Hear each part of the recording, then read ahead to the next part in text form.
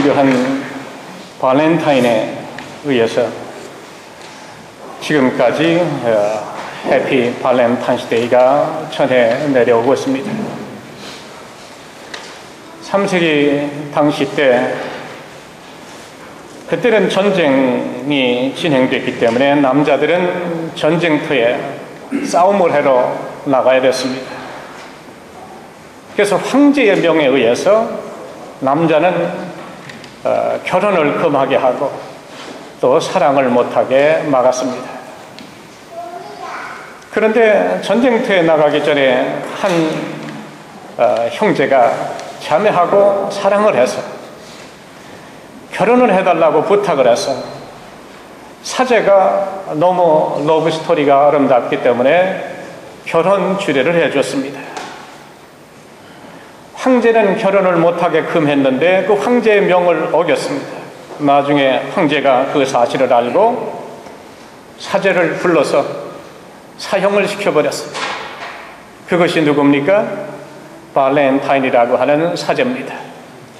그래서 그 사제의 순교의 날을 2월 14일을 기념해서 3세기 때부터 지금까지 해피 발렌타인스데이라.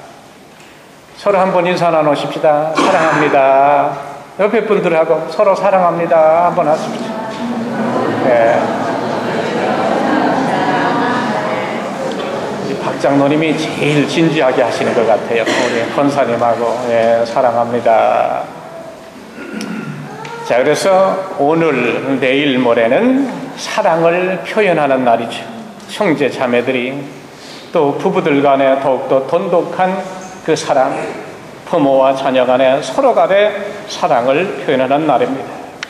그래서 오늘은 본문을 중심해서 사랑으로 서로 종로로 타라, 그런 말씀을 나누면서 우리들의 사랑이 새로워지기를 바랍니다.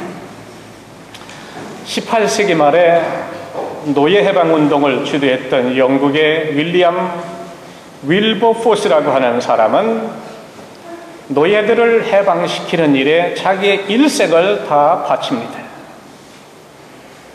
돈독한 크리스찬이었고 정치가였습니다. 그는 아프리카 노예 무역을 금지시키는 캠페인을 벌였습니다. 그 당시에 영국은 아프리카 서안에 있는 흑인들을 강제로 납치를 해서 소인도 제도의 플랜테이션 농장에다가 그 흑인 노예들을 팔고 그 대가로 원자재를 싣고 영국으로 돌아옵니다. 소위 말해서 삼각 무역에 많은 재미를 보고 있었습니다. 이 삼각 노선은 그 당시의 비즈니스의 황금 노선이라고 불리는 것입니다. 그런데 노예 해방을 주장했던 운동가들이 조사를 해보니까 노예 무역에 종사를 했던 모든 사람들이 불행해졌다고 하는 사실을 알게 되고 발견을 하게 됐습니다. 계산적으로는, 외형적으로는, 사업적으로는 분명히 엄청나게 이익이 나는, 그것처럼 쉽게 돈을 버는 사업이 없는데 거기에 관련된 모든 사람들의 인생은 불행으로 끝이 났음을 알게 됐습니다. 왜 그럴까? 그들은 그 이유를 악이라고 하는 시스템에서 찾게 됐습니다. 악의 시스템은 악의 재생산을 낳는다고 하는 사실입니다. 쉽게 말하면 죄는 더 큰 죄를 낳고 악을 저지르게 되면 더 점점점 악을 저지르게 된다라고 하는 것입니다. 오늘날도 마찬가지입니다. 우리 고국이나 우리가 이 땅에 살아가는 유럽이나 이 나라나 그 러시아나 이태리 마피아, 그 다음에 일본의 야쿠자들, 중국의 삼합회, 우리 조국의 그 흔한 그 조폭이라고 하나요? 그런 것. 또 마약 거래를 일삼고 도박에 손을 대고 이런 곳에 그 발을 들이고 손을 뻗친 사람들은 쉽게 돈을 벌지만, 정확히 말하면 버는 것은 아니고 쉽게 돈을 만지지만, 그러나 그 사람들의 결과가 대부분이 거의가 다 불행하게 됐다. 정말 하나님의 강권적인 역사로 감옥 속에서 죽음 일보적 전에 누군가 전해준 하나님의 말씀을 보고 거듭나서 목회자가 되는 그런 사람들도 우리 고국에 많이 있지 않습니까?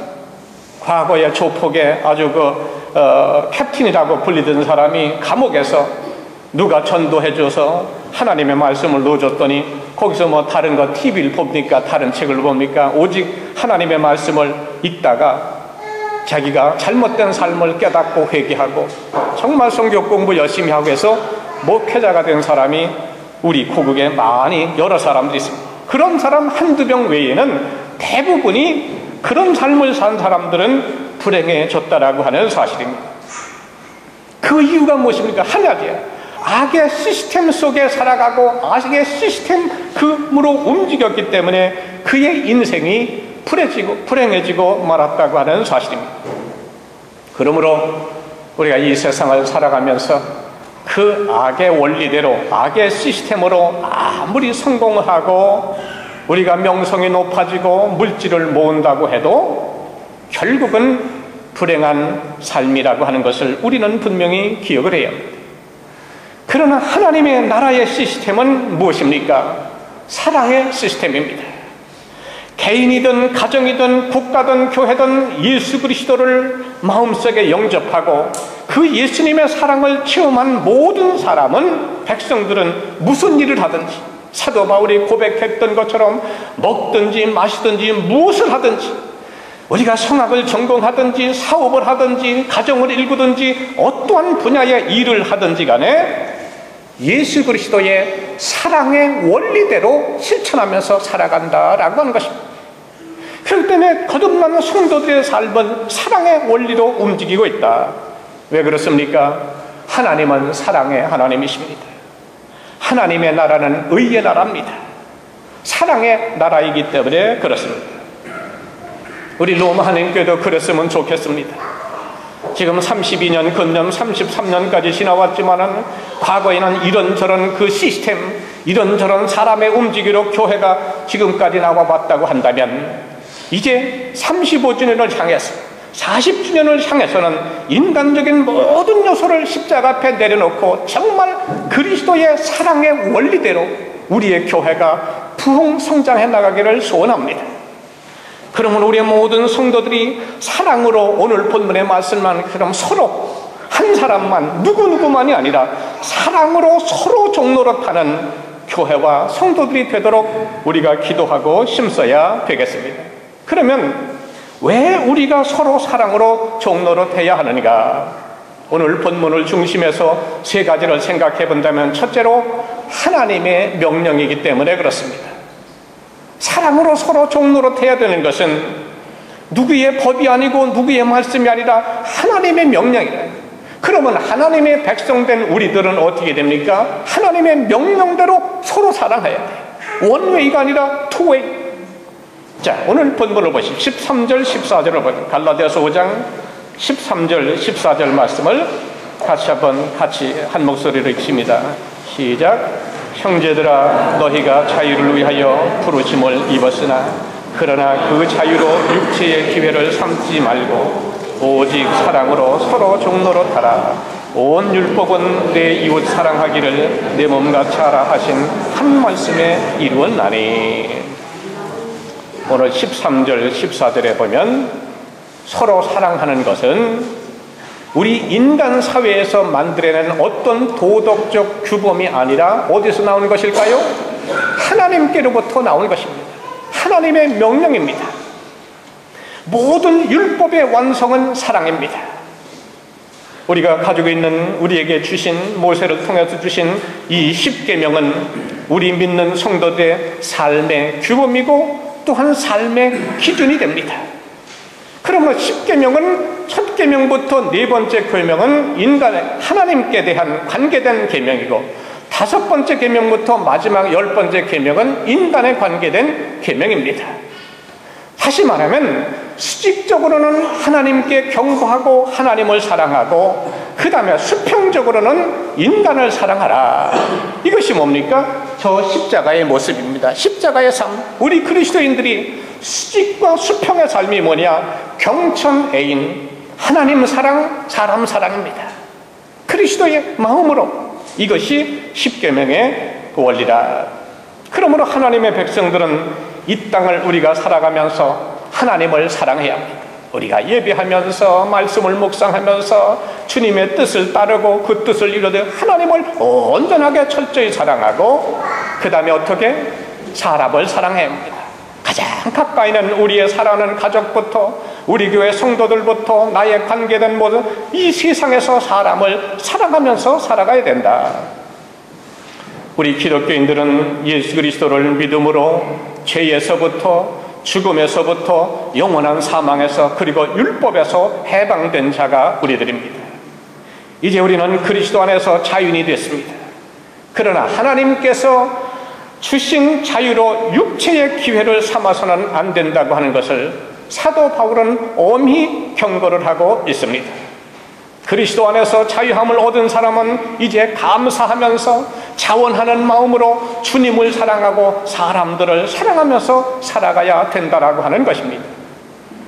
어느 부자가 옛날에 노예 시장 앞을 지나가다가 한 흑인 가족이 이제 노예를 살려고 하는 가정에 팔려가는 그 처절한 모습을 목격을 하게 됐습니다. 아내와 남편, 그리고 딸과 아들, 그 살아가는 가족이 제각각 돈을 주고 이 집 저 집 팔려가려고 하는 그 순간이에요. 그러니까 서로 부둥켜 안고, 가족이니까 안 떨어지려고, 헤어지지 않으려고, 안 팔려가려고 소리를 치며 눈물을 흘리는 그 모습을 보게 됐습니다. 이 부자가 너무나 마음이 아파서 그 돈을 주고 사려고 하는 사람들에게 돈을 다 넉넉히 줬습니다. 넉넉히 주고 그 가족을 보호했습니다. 그리고 말합니다. 이제 당신들의 노예값을 내가 다 지불했으니 당신들은 자유입니다. 이제 집으로 돌아가서 사랑하며 살아가시기 바랍니다. 그리고 자유를 시켜줬습니다.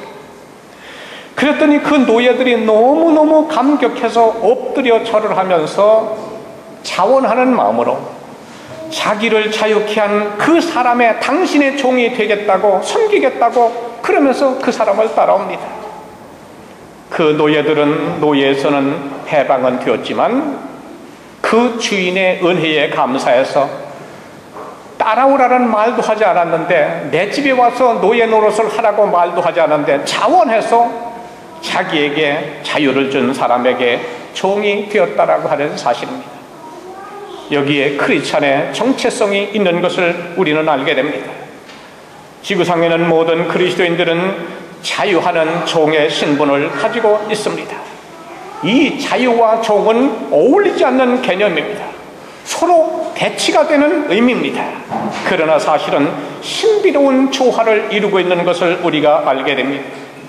모든 그리스도인들은 자유함 속에 살고 있으면서 자유케 하신 주님께 종이 된 사람들이 우리 성도들입니다. 그런데 신비한 것은 주님께 더욱더 많이 내가 개인이 종이 되면 될수록 더 많은 자유함을 누릴 수가 있게 된다고 하는 사실입니다. 로버트 제임스 월러라고 하는 사람이 쓴 메디슨 카운티의 달이라고 하는 The Bridge of Madison County라고 하는 소설이 있습니다. 이것은 트루 스토리예요. 실화입니다. 실화. 미국에 있었던 실제적인 이야기인데 1960년대에 미국 아이오와주 메디슨 카운티를 배경으로 한 실제 있었던 이야기입니다.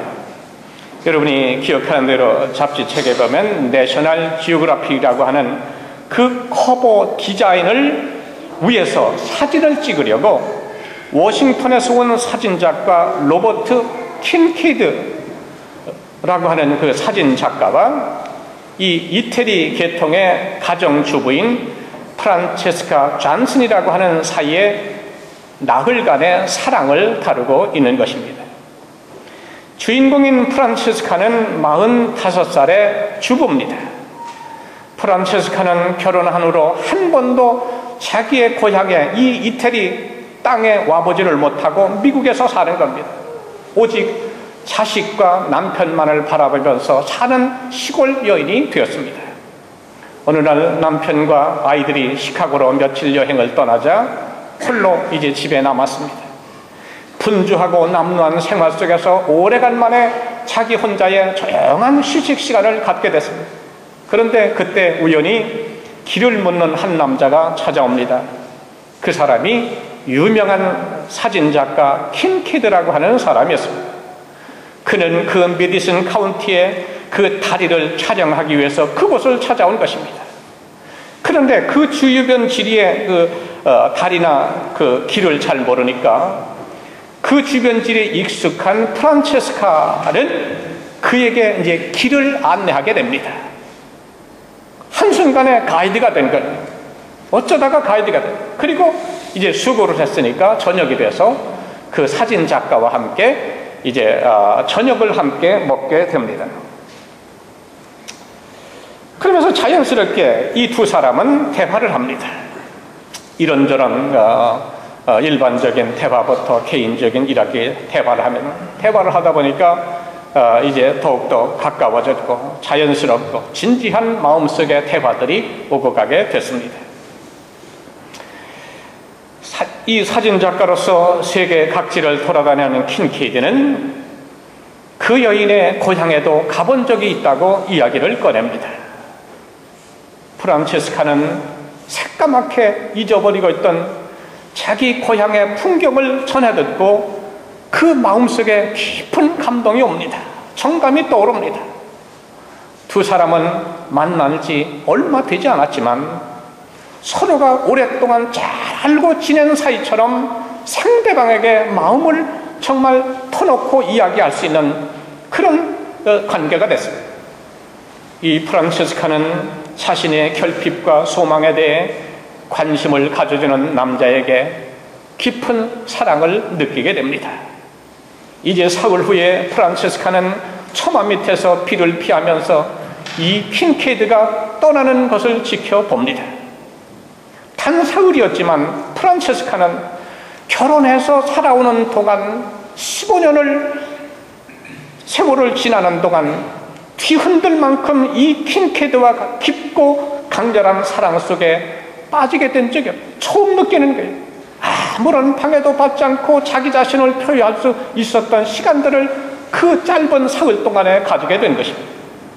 이제 길을 떠나야 하는 킨케이드는 떠나기 직전에 의미심장한 말을 합니다.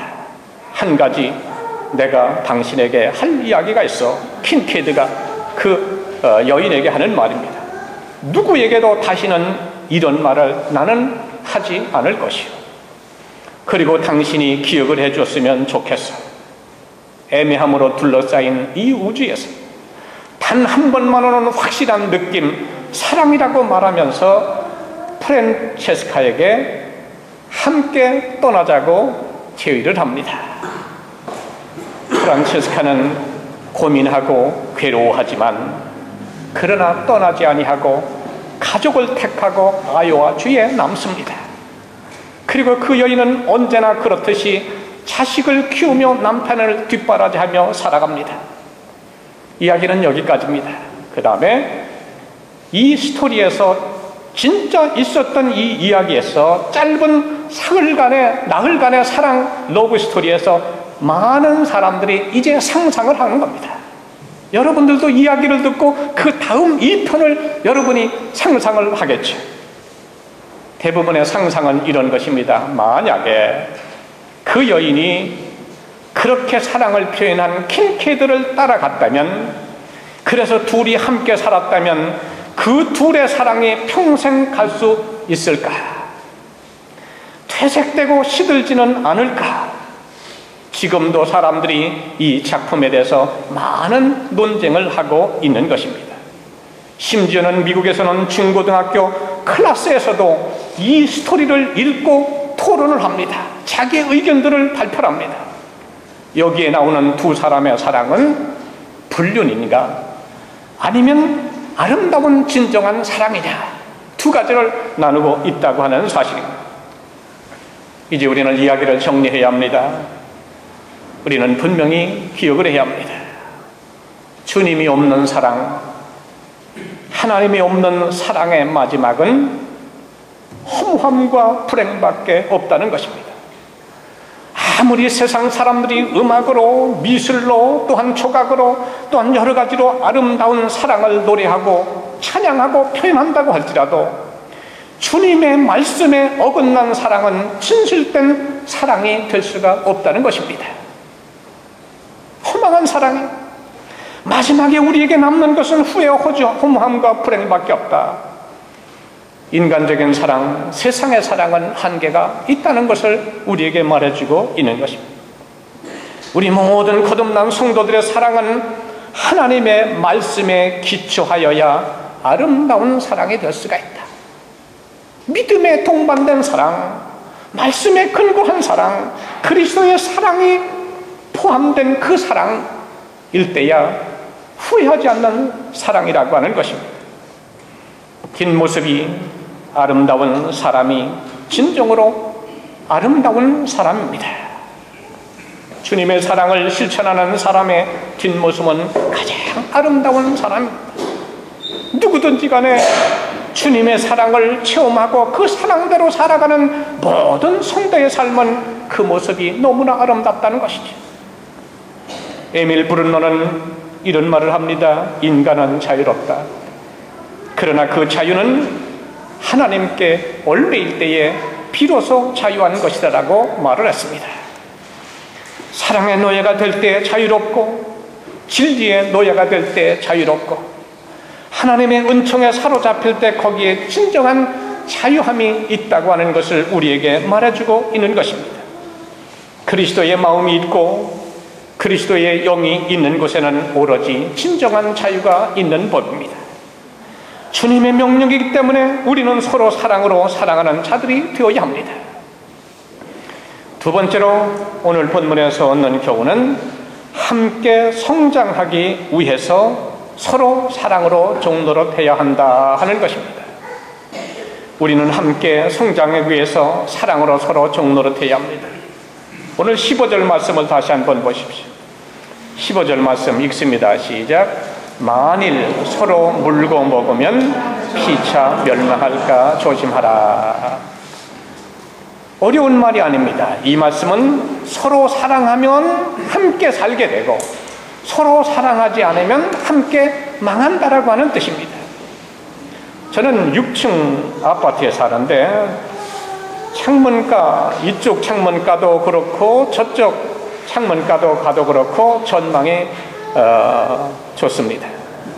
그래서 지난 주말에 눈이 펑펑 쏟아지는데 설교 준비를 하다가 창가를 내려다보니까 아이들이 소리가 나요. 창가에 가보니까 아닌 게 아니라 로마에 눈이 잘 오니까 너무 신나니까 강아지들이 눈 오면 뛰어노는 것처럼 아이들이 온통 나와가지고 학교도 안 가니까 눈싸움을 하고 그냥 난리를 치는 거예요. 거기서 굴르고 막. 그래서 가만히 보고 있는데 보니까 이상한 장면이 나오더라고요. 처음에는 눈을 이렇게 뭉쳐가지고 소프트볼 하던 식으로 아래로 해서 이렇게 던집니다. 근데 던지는 게 어디에 떨어지는 게 상대방의 그 운동화 발에다가 던지는 거예요. 살짝.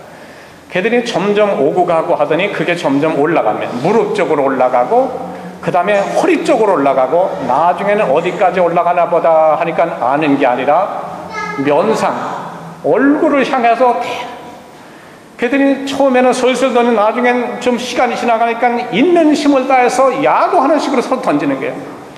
안 되니까 달려가더니 목에다 팔을 끼더니 눈에 있는 걸 가지고 얼굴에 갖다가 막 비비는 거예요. 우리 다 해봤지 않습니까?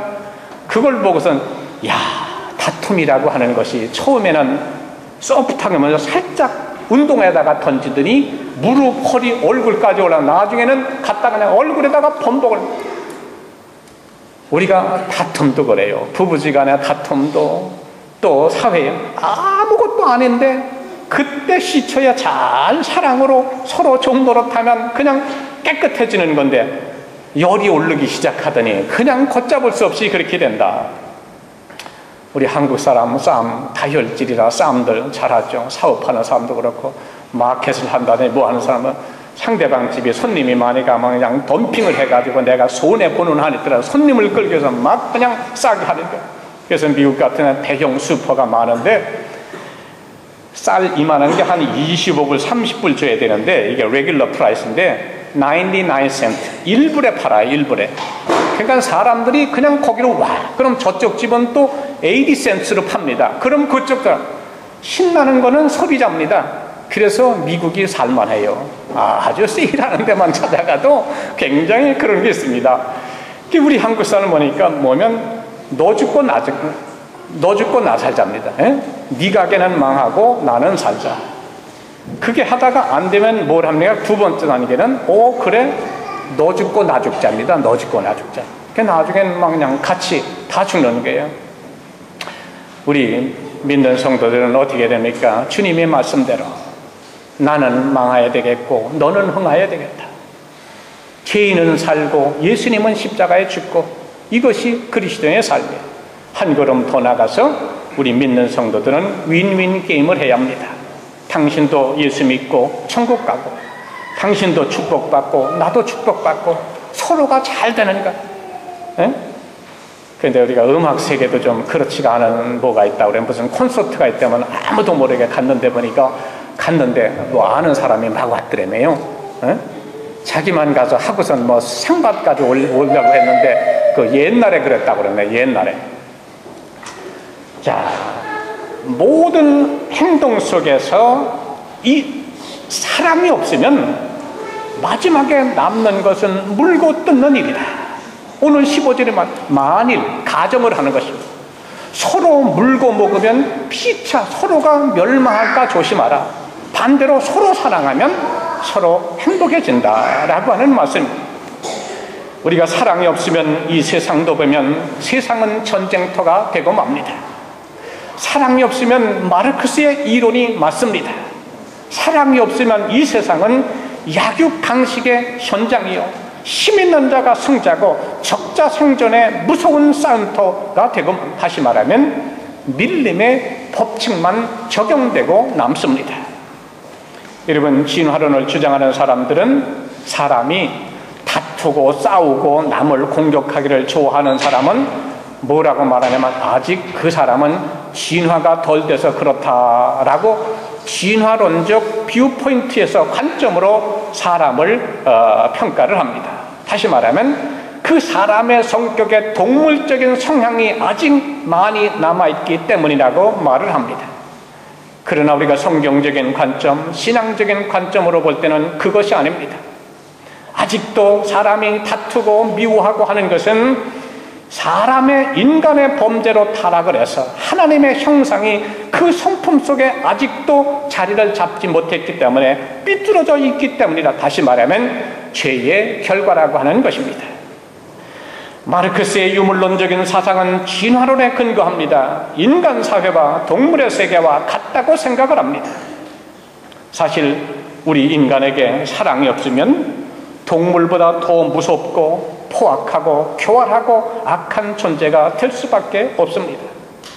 우리가 이 땅에 이곳의 신앙의 공동체를 잘 세워나가고 하나님의 나라를 세우기 위해서는 주님을 사랑하고 사람을 사랑을 해야 합니다. 사랑이 없으면 신앙의 공동체가 무너지고 맙니다. 우리는 사랑과 진리로 신앙의 공동체인 우리 로마 한인교회를 끝까지 잘 섬겨나가고 지켜나가는 우리 교회와 성도들이 되어야 합니다. 우리가 주님 안에서 서로 사랑하면 함께 성장할 수가 있습니다. 혼자 아무리 능력이 있고 혼자서 아무리 위대한 일을 해도 사랑이 없으면 함께 성장해 나갈 수가 없습니다. 우리 교회가 주님 보시기에 아름다운 교회가 되기 위해서는 서로 종로로서 교회에서 사랑이 없고 능력과 일의 효율성만 강조하다 보면 치열한 경쟁만 존재하게 됩니다. 그러므로 교회에서 훌륭한 일꾼은 남을 잘 세워주는 사람, 남을 인커레지, 격려해주고 남을 장점을 말해주고 칭찬해주고 높여주고. 그래서 우리 교우들 가운데 그런 분들이 많습니다. 이렇게 대화를 하다가 커피를 마시다가 보면 상대방의 옆에 있는 분들의 그 좋은 점, 그런 것을 계속 이야기해 줍니다. 어떨 때는 아주 민망할 정도로. 그러면 그 사람이 굉장히 기뻐해요. 격려해 주는 사람도 좋고, 그것이 사랑의 사람이죠. 근데 어떤 사람은 앉으면 누구 어떻고 단점만 이야기합니다. 그러면 분위기가 썰렁해지죠. 그래서 겸손이 뭐냐? 상대방을 자기의 몸을 비틀고 나는 아무것도 아닙니다, 그냥 오만 가지 내숭을 떠는 것이 아니라 겸손은 상대방을 높여주세요. 상대방의 그 장점을 말해주세요. 그러면 자연히 그는 올라가게 되고 나는 제자리에 있든지 낮춰지게 됩니다. 이것이 진정한 겸손입니다. 우리 교회에서 훌륭한 일꾼들은 남을 잘 세워주는 사람들, 그러므로 신앙이 성숙한 사람은 항상 다른 사람들을 배려하는 마음을 가진 사람들. 두 종류의 사람, 어떤 사람들은 마음이 부정적인 사람은 단점만 봅니다. 그러나 긍정적인 사람은 사람을 봐도 좋은 점만 봅니다. 그리고 그것을 이야기하는 거예요. 헤어스타일도 좋고 패션 스타일도 좋고 장점 좋은 점 칭찬할 것. 그러면 자기도 기분 좋고 상대방도 좋고. 그런데 어떤 사람들은 그저 이거 찝어내는 것만 하면 자기도 집에 가서 마음이 괴롭고 그 이야기를 듣는 사람도 불편하고 서로가 불편하죠. 하나님 나라에는 사람의 힘의 원리가 아닙니다. 하나님의 나라는 의의 나라, 진리의 나라, 사랑의 나라이기 때문에 그렇습니다. 전지전능하신 하나님께서 주권적으로 온 우주 만물을 통치하십니다. 그러면 누가 진정으로 승리하는 사람입니까? 힘 있는 자가 아닙니다. 자기의 육신의 힘, 물리적인 힘만 의지하는 자가 아닙니다. 하나님께 순종하는 사람이 결국 승리합니다. 여러분, 구약의 다윗과 골리앗의 싸움에 있어서 골리앗이 이겼습니까? 다윗이 이겼습니까? 골리앗은 키도 크고 완전 무장하고 현대적인 무기를 다 완벽하게 갖추었지만은 재래식 무기를 소지한 키도 작고 여러 가지 준비가 안 된 작은 다윗이 승리한 것을 우리는 알게 됩니다. 하나님의 뜻은 사랑으로 다른 사람을 배려하고 나 혼자가 아니라 함께 하나님의 나라를 세워 나가는 사람에게 있음을 우리는 알고, 마지막으로 세 번째 오늘 본문에서 얻는 교훈은 사랑은 성령의 열매이기 때문에 서로 사랑으로 종노릇해야 한다 하는 것입니다. 다시 갈라디아서 5장 22절 23절로 넘어갑니다.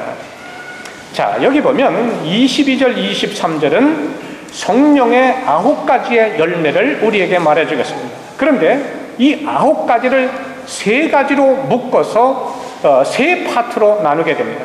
첫 번째는 뭡니까? 사랑과 희락과 화평. 이것은 이 첫 번째 나오는 세 가지는 그리스도인이 하나님을 위해서 맺어야 하는 성령의 열매를 말합니다. 그 다음에 두 번째 나오는 세 가지는 뭡니까? 오래 참음과 자비와 양선입니다. 이 두 번째 나오는 세 가지는 그리스도인으로서 사회와 이웃을 위해서 맺어야 하는 성령의 열매를 말합니다. 마지막으로 충성과 온유와 절제, 이 세 가지는 내 자신을 위해서 맺어야 하는 열매라고 하는 것을 우리는 기억을 해야 됩니다. 우리 믿는 모든 성도들이 하나님을 위해서는 사랑과 희락과 화평의 열매를 맺어야 합니다. 이 사회와 이웃들을 위해서는 오래 참아야 합니다. 자비가 있어야 합니다. 양선해야 합니다. 그리고 내 자신의 신앙의 성장과 축복을 위해서는 뭐 합니까? 교회와 하나님과 직분을 위해서 내 자신을 위해서는 충성해야 합니다. 찬양들을 위해서 한번 1년 내가 헌신했으면 변함없이 여름이나 겨울이나 추우나 더우나 충성을 해야 돼요. 내 자신을 위해서 맺는 열매. 그 다음에 온유해야 됩니다. 내 자신을 위해서 온유, 겸손해라 할 때 나는 마음이 온유하고 겸손해 내 멍에를 메고 베라. 예수님처럼 어떠한 일에도 무슨 소리를 들어도 어떠한 상황 속에도 온유 겸손해. 저도 별일을 다 겪고 별자리가 다 있지만 참 주님을 닮아보려고 무던 노력하는 사람 중에 하나입니다. 온유 겸손하게 이런 소리 듣고 이런 상황 속에 온유하고 참고 겸손하면 굉장히 쉽지가 않습니다. 이게 내 자신을 위해서 온유, 그 다음에 절제, 셀프 컨트롤, 모든 일을.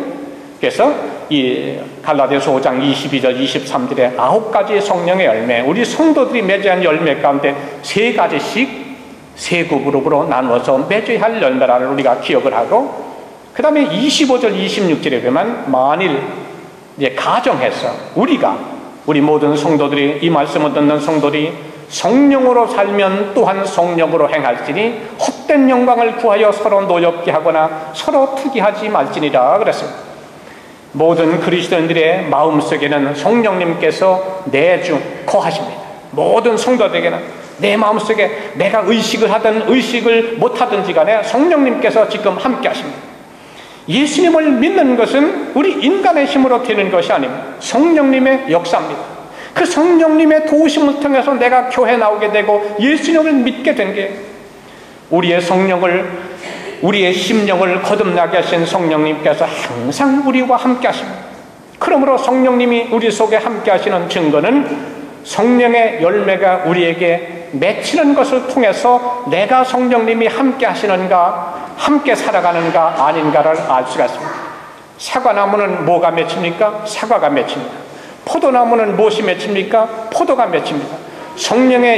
성령으로 살아가는 사람은 무엇이 맺힙니까? 성령의 9가지 열매. 여기 갈라디아서 5장 22 그것들이 맺힙니다.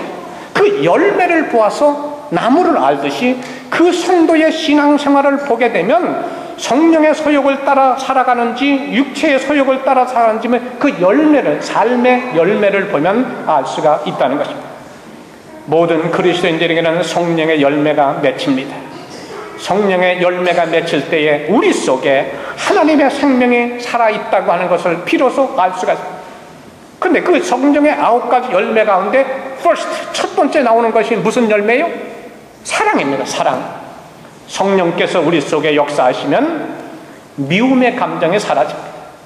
모든 사람을 사랑하는 마음이 생겨납니다. 그래서 갈라디아서 5장 16절에 내가 이르노니 너희는 성령을 따라 행하라. 그리하면 육체의 욕심을 이루지 아니라. 우리 모든 사람은 둘 중 하나입니다. 내가 육체의 소욕을 따라 살아가느냐, 성령의 소욕을 따라 살아가느냐, 둘 중 하나입니다.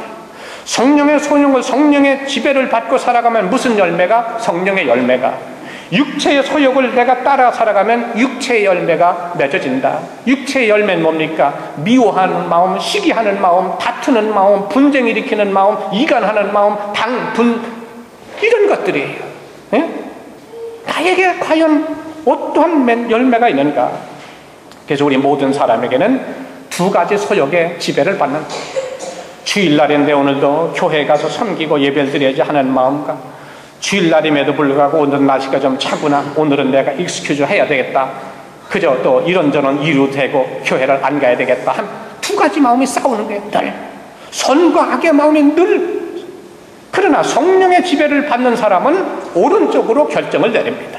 하나님이 기뻐하시는 방법, 믿음의 방법, 성경의 말씀의 방법대로 결단을 따르고 성령의 소욕대로 살아가면서 결국은 성령의 열매를 맺는다는 것입니다. 육체의 소욕은 성령을 거스리고 성령의 소욕은 육체를 거스리느니 그랬습니다. 우리가 죄악을 이기고 승리하기 위해서는 우리의 힘으로, 우리의 능력으로, 나의 어떤 교육으로 되지 않고 성령님께서 주시는 힘으로 가능합니다. 성령께서 우리의 마음에 거룩한 욕망을 주시고 성령의 열매를 맺게 하십니다. 사랑하는 성도 여러분, 성령의 열매의 첫 번째는 사랑입니다. 성령님께서 우리 가운데 역사하시면 모든 것을 사랑으로 이해합니다. 교회 일하는 것도, 사람 관계도, 어떤 무슨 회의를 하는 것, 모든 것을 우리가 사랑으로 이해하고 넘어간다. 또 남을 이해하고 싶어하는 마음이 생깁니다. 용서하고 싶은 생각이 듭니다. 참고 인내하고, 성령의 열매와 같은 그 마음이 우러나는 거예요.